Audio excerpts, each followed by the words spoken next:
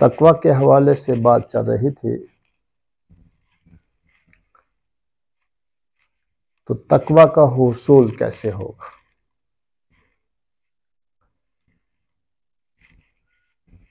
मैंने दो बातें जिक्र की थी कि तकवा का हुसूल और हुसूल का तरीका। हुसूल के तरीके को अल्लाह रब्बुल इज़्ज़त ने इन अल्फाज में बयान फरमाया, वकूनू मअस सादिकीन, सच्चों के साथ रहो तो तकवा नसीब होगा। क्योंकि जैसी सोहबत हुआ करती है वैसे ही उसके असरात हुआ करते हैं। इस वजह से हम अपने बच्चों को, अपने से छोटों को कोशिश करते हैं इस बात का कायल करें, इस बात पर ले आएं कि अच्छों की सोहबत में बैठें, बुरों की सोहबत में ना बैठें। सहाबा रज़ी अल्लाह अन्हुम को सहाबा इसी वजह से कहते हैं कि उन्होंने रसूलुल्लाह सल्लल्लाहु अलैहि वसल्लम की सोहबत को इख्तियार किया। इस सोहबत के इख्तियार करने से पहले सहाबा रज़ी अल्लाह अन्हुम इस कैफियत के अंदर नहीं थे जो सोहबत के बाद आए। इससे आका सल्लल्लाहु अलैहि वसल्लम की सोहबत की बरकत है। कोई सिद्दीक बन गया, कोई फारूक बन गया, कोई ज़िन्नूरैन बन गया, कोई हैदर कर्रार बन गया। किसी को किसी लक़ब से नबी अलैहि सलाम ने नवाजा, किसी को किसी लक़ब से नवाजा, और ये सारा का सारा नवाजने का सिलसिला सोहबत के बाद है, सोहबत से पहले नहीं है। सोहबत की बरक़ात हुआ करती हैं। अगर एक बेनमाजी नमाजियों के पास जाकर बैठ जाए तो जब नमाजी लोग नमाज के लिए उठेंगे, इसका अगर दिल नहीं भी चाहेगा तब भी ये उनके साथ उठ जाएगा, नमाज को अदा करेगा। जो आदमी रोजे के बगैर है, जिसको रोजों की परवाह नहीं है, अगर रोजेदारों के अंदर आकर बैठ जाए तो उम्मीद यही है कि रोजेदारों के हया की वजह से, उनकी सोहबत की वजह से ये नहीं खाएगा।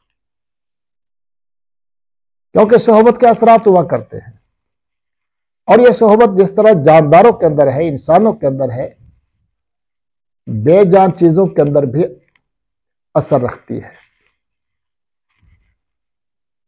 जो आदमी सिगरेट का आदी है, निस्वार का आदी है, आपको उसके कपड़ों से तंबाकू की स्मेल आएगी। जो आदमी खुशबू इस्तेमाल करता है, जेब के अंदर उसने खुशबू की बंद शीशी रखी हुई है,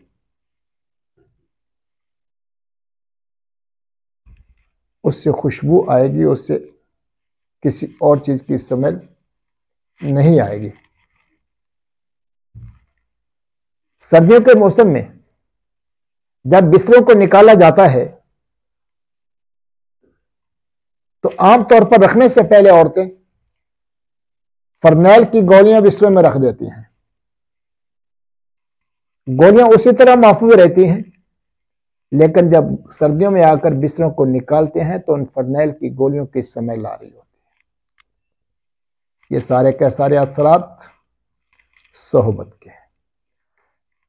इसलिए अल्लाह रब्बुल इज़्ज़त ने भी नुस्खा बता दिया, वकूनू मअस सादिकीन, कि सच्चों के साथ रहो।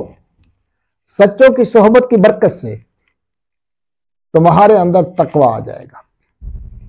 इसकी एक मिसाल यह भी है कि कड़वी दवाई है, खा नहीं सकते, तो जो फैक्ट्रियां मेडिसिन तैयार करती हैं वो गोली के ऊपर शुगर लगा देती है, मीठा लगा देती है।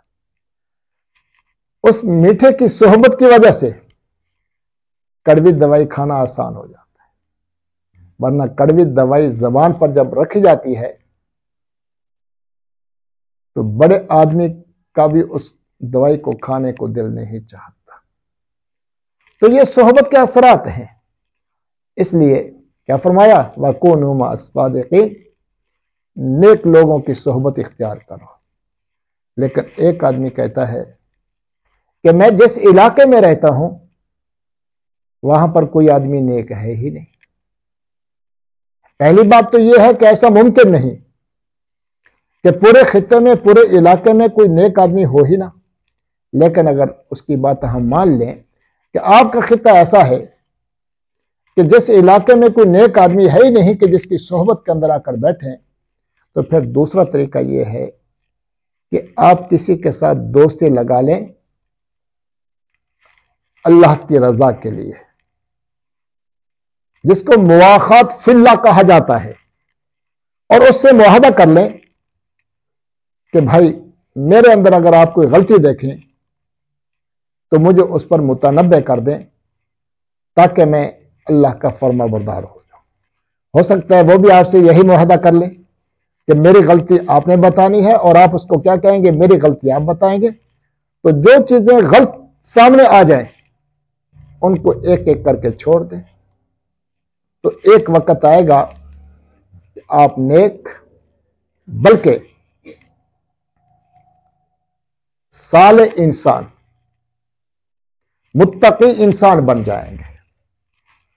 और अगर आप कहें कि मेरे इलाके में जितने लोग हैं सारे के सारे मेरे दुश्मन हैं, मैं किसी से भाईचारा कायम कर ही नहीं सकता, अल्लाह की रजा के लिए किसी को दोस्त बना सकते ही नहीं, क्योंकि सारे ही मेरे खून के प्यासे हैं और सारे ही मेरे क्या दुश्मन हैं, तो फिर तरीका यह है इत्तियाज बिल गैर, कि गैर से आप नसीहत हासिल करें। क्या मतलब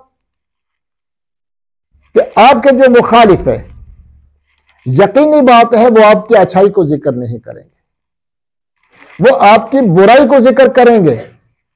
तो जो चीज मालूम हो जाए कि इन्होंने मेरी तरफ जिस चीज की निस्बत की है ये बुरी है, आप उन बुराइयों को छोड़ दें। एक एक करके जब बुराइयों को छोड़ते जाएंगे तो वक्त आएगा कि आप नेक सालेह इंसान और मुत्तकी इंसान बन जाएंगे।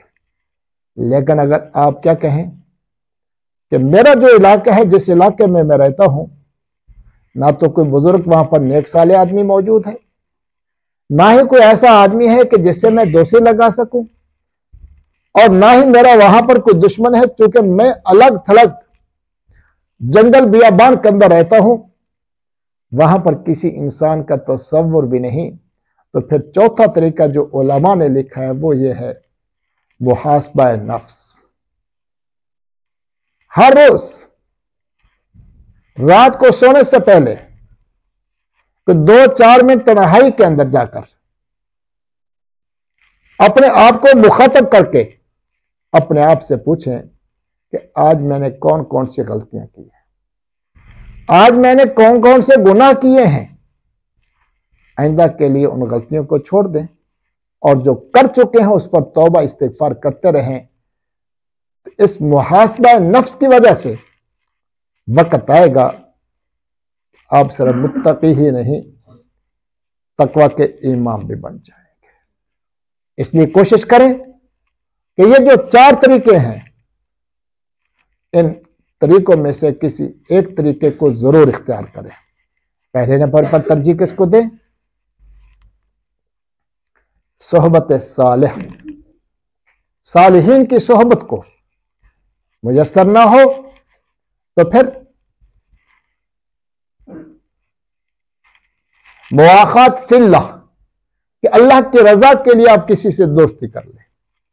अगर यह मुयस्सर ना हो तो फिर दुश्मन जो आपकी बुराइयों को जिक्र करते हैं उन बुराइयों को छोड़ना शुरू कर दें। और अगर ऐसा भी मुमकिन नहीं तो फिर रात को तन्हाई के अंदर या दिन को तन्हाई के अंदर कुछ वक्त बैठ करके अपना मुहासबा कर ले।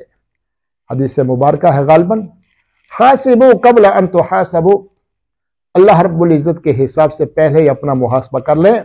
अगर हमने अपना मुहासबा करना शुरू कर दिया तो उम्मीद है अल्लाह रब्बुल इज्जत की ज़ात से कि हमसे अल्लाह की नाफरमानी, हमसे जितने गुनाह हैं वो सारे के सारे छूट जाएंगे, नाफरमानी छूट जाएगी और हमें तकवा नसीब हो जाएगा।